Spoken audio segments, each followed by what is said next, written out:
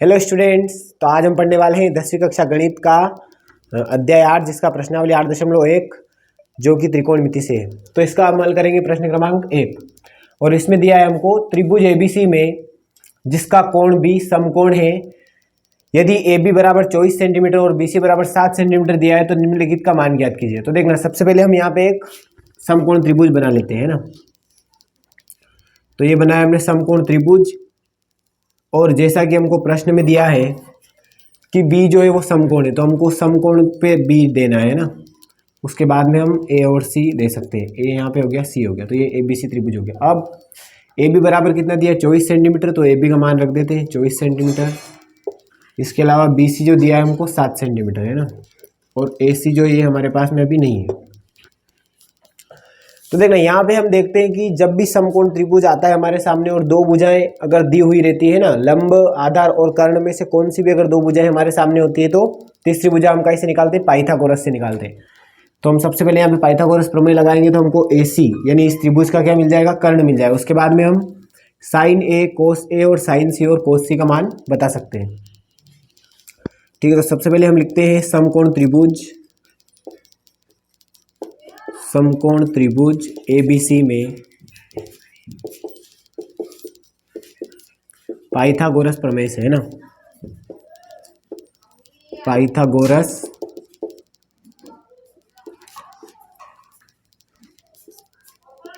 प्रमेय से। तो एक ना, पाइथागोरस प्रमेय क्या कहता है कि कर्ण का जो स्क्वायर होता है, कर्ण का जो वर्ग होता है वो आधार और लंब के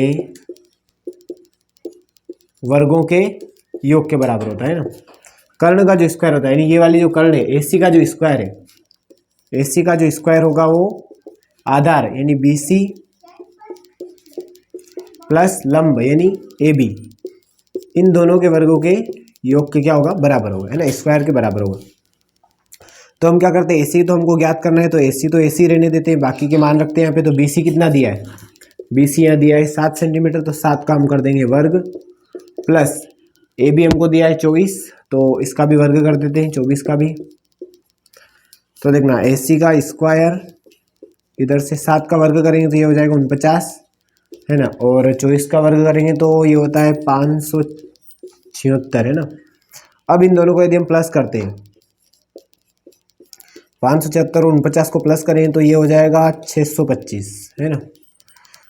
इसके बाद में देखना, जब यहाँ से इधर से अब हम स्क्वायर हटाएंगे, वर्ग हटाएंगे, तो इधर क्या लग जाएगा, वर्गमूल लग जाएगा ना। इधर से स्क्वायर हटाएंगे तो इधर अंडर रूट लग जाएगा, तो ये बन जाएगा एसी बराबर रूट के अंदर 625, और 625 का यदि हम वर्गमूल निकालेंगे तो ये आएगा इसका 25 बार है ना। तो इस प्रकार से जो एसी जो है हमारे, ये कितना आ जाएगा 25 सेंटीमीटर।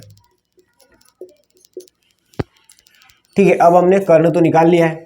अब हमको क्या बताने, प्रश्न क्रमांक 1 और 2 के मान बताने। जैसे कि पहले वाले में दिया है साइन ए और कोस सी का मान बताना है ना, साइन ए और कोस ए का मान बताना है। तो देखना, इसके लिए एक नियम रहता है ना, लाल कक्का का नियम रहता है। इसमें क्या होता है कि त्रिकोणमिति की जो 6 मान होते हैं ना, साइन, कोस, टेन, कोसेक, सेक और कोट, तो ये 6 लाल कक्का पे आधारित है। ठीक है, तो यहाँ पे जैसे हमको मान निकालना है साइन ए का, तो साइन ए का मान निकालना है तो हमको इसमें देखना है कि कोण ए कहाँ पे। साइन का देखते हैं सबसे पहले। तो साइन का मतलब होता है लंब बटे कर्ण है ना, लाल कक्का से लंब बटे कर्ण क्या होता है, साइन का मान होता है। अब हमको देखना है ए से देखना है, तो ए यहाँ पे रह गया। तो हम डायरेक्टली यहाँ पे अगर साइन थीटा होता तो डायरेक्ट हम लंब बटे कर्ण रख देते, लेकिन यहाँ पे क्या है कि कोण दे रखा, और जब भी कोण आए, जैसे यहाँ पे आया साइन ए, तो देखना ये ए वाला कोण है, लंब है। तो जब भी लंब आए अपने सामने ना, तो लंब का मतलब होता है कि जो कोण दिया है हमको उसके सम्मुख वाली भुजा है ना। जैसे इसकी सम्मुख भुजा कौन है, लंब का मतलब इसमें होता है, जैसे अगर अपन पूरा साइन ए का ही मान लिख लेते हैं ना, साइन का जो मान होता है वो होता है साइन, अगर अपन ए का देखते हैं तो इसमें होगा ए की सम्मुख भुजा, कोण ए की सम्मुख भुजा, और इसके बटे में आता है इसका समकोण की सम्मुख भुजा है ना, समकोण की सम्मुख भुजा, सम्मुख यानी सामने वाली भुजा है ना। तो देखना, इस प्रकार से हम देखते हैं कि ए की सम्मुख भुजा कौन सी हुई, ये वाली BC। तो BC का मान कितना है, जैसे साइन ए का मान आएगा अपने पास में, चलो साइन ए का जो मान आएगा वो आएगा, ए की सम्मुख भुजा कौन सी है, ये ए, कोण ए यहाँ बन रहा है और इसकी सामने वाली भुजा इसके नीचे वाली यानी BC, तो BC आएगी। और बटे में समकोण की सम्मुख भुजा, तो देखना समकोण बन रहा है ये B वाला, और इसकी सम्मुख भुजा देखें तो ये सामने वाली आ रही है ना, ये वाली, इसकी सम्मुख भुजा कौन सी, AC कर्ण। तो ये BC का मान कितना है 7 और AC का मान कितना है 25, ठीक है। तो इस प्रकार साइन ए का मान हो जाएगा 7/25। इसी प्रकार से हम कोस ए का निकाल लेते हैं। तो देखना कोस ए का निकालेंगे तो कोस में क्या होता है कि देखना यहाँ लंब की जगह आधार हो गया है ना, लंब की जगह अगर आधार हो जाता है तो फिर यहाँ पे थोड़ा सा बदल जाता है। अगर कोस ए है हमारे सामने तो ए की संलग्न भुजा हो जाती है ना, ए की संलग्न भुजा। और संलग्न क्या होता है ये भी हम बताते हैं अभी, है ना। संलग्न ये होता है कि जैसे हम ए से देख रहे हैं, ये यहाँ पे हमारा कोण ए बन रहा है, तो सम्मुख तो ये सामने वाली हो ही गई थी, लेकिन संलग्न भुजा यानी ए से जाने वाली भुजा है ना, हमको कर्ण की तरफ नहीं जाना है, हमको लंब और आधार में ही चलना है। तो अगर आधार हम देखें यहाँ से कोस का, तो कोस का आधार ये होगा कि ए की संलग्न भुजा होगी, ए से जाने वाली भुजा कौन सी है, AB, और बटे में इसके भी कर्ण है तो वही होगा समकोण की सम्मुख भुजा। तो देखना कर्ण तो यही होगा इसमें AC, तो AB का मान कितना है 24 और इसके बटे में कितने आ जाएंगे 25, तो ये हो जाएगा कोस ए का मान हो जाएगा ना। इसी प्रकार से हम अगला वाला प्रश्न देख लेते हैं, दूसरा वाला। इसमें हमको बताने दोनों यही मान बताने, C से बताने ना, कोण चेंज कर दिए यहाँ पे, साइन C और कोस C। तो देखना जिस प्रकार से हमने A का मान निकाला उसी प्रकार से C का भी मान निकल जाएगा ना, केवल यहाँ पे कोण बदल जाएगा। तो पहले हम साइन C निकालते हैं। तो अगर यहाँ पे साइन C देखें, देखना साइन C अगर आता है तो हमको यहाँ पे C की सम्मुख भुजा लेनी पड़ेगी, C की सम्मुख भुजा, C की सम्मुख भुजा लेंगे हम यहाँ से, और बटे में वही रहेगा समकोण की सम्मुख भुजा, है ना, क्योंकि बटे में कर्ण और कर्ण कभी बदलेगा नहीं, केवल लंब और लंब का आधार हो सकता है या फिर आधार का लंब हो सकता है।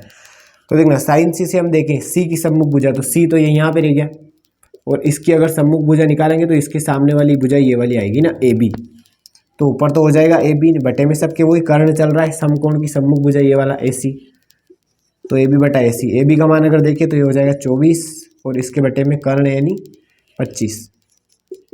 इसी प्रकार से इसका दूसरा वाला देखते हैं कोस C का मान। तो देखना कोस C का भी सेम अभी जो था वही रहेगा, है ना, कोस C। तो इसमें चलता है संलग्न भुजा चलती है ना, C की संलग्न भुजा आएगी इसमें। जो कोण देते हैं वही उसी कोण से हमको चेक करना है। यदि लंब आता है तो वो सम्मुख भुजा होता है, और अगर आधार आता है तो संलग्न भुजा होती है। तो देखना कोस C, तो C की संलग्न भुजा होगी ये वाली, C से जाने वाली भुजा को उसकी संलग्न भुजा कहते हैं ना, जिस कोण से C की संलग्न भुजा हो ये होगी BC, तो ऊपर तो आ जाएगा BC, और इसके बटे में देखना इसमें भी समकोण की सम्मुख भुजा वही आएगी कर्ण वाली AC। तो BC का मान कितना है 7 और AC का मान कितना है 25, तो 7/25, ठीक है। तो इस प्रकार से हमारे पास साइन A, कोस A और साइन C और कोस C चारों के मान आ गए। ये है हमारे प्रश्न के आंसर, ठीक है। तो ये था हमारा प्रश्न क्रमांक 1, समझ में आया होगा आपको। अगर आपको पसंद आए तो JV प्रिंसिपल को लाइक करें, शेयर करें और सब्सक्राइब करें। फिर मिलते हैं अगली वीडियो। धन्यवाद।